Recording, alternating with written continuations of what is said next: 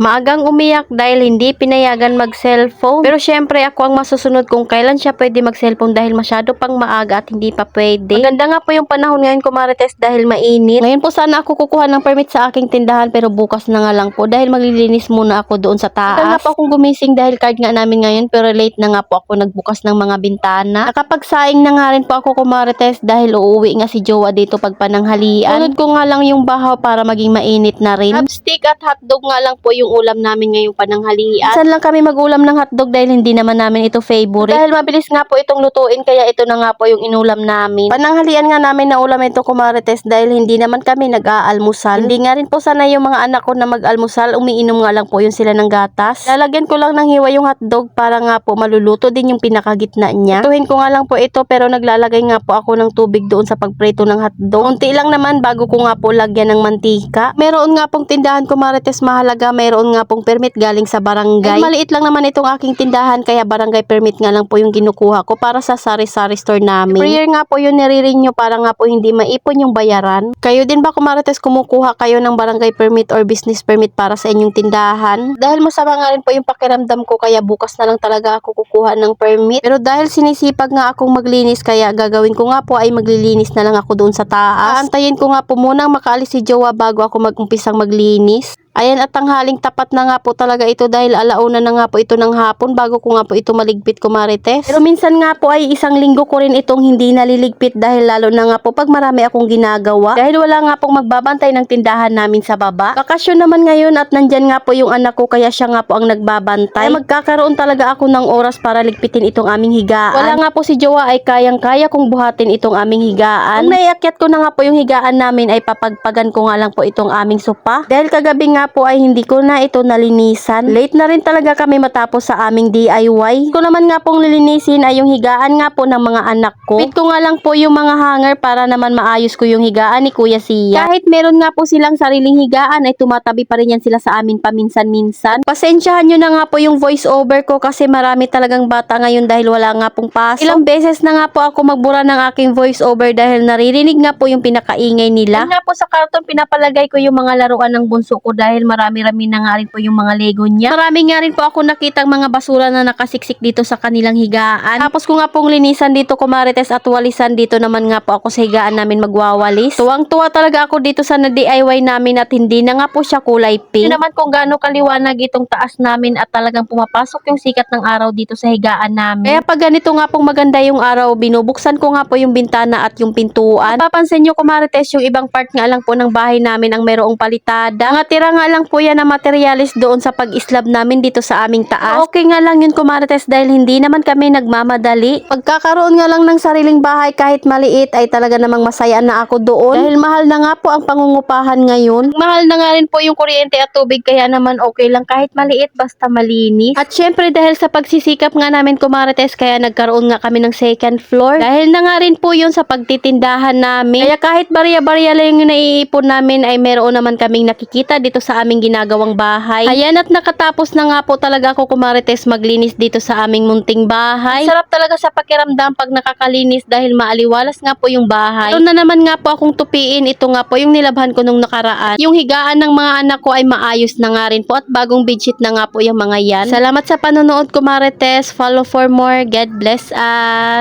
At sana i-share nyo na nga rin po yung aking mga video.